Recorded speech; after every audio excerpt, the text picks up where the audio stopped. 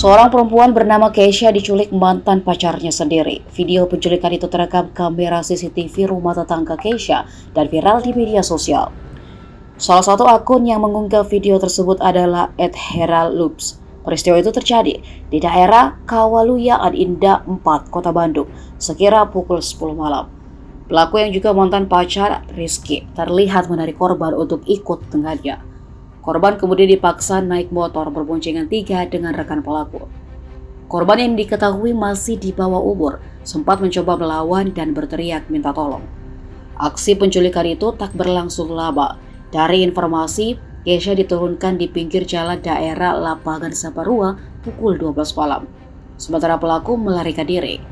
Namun tak lama ia ditangkap aparat Polrestabes Bandung.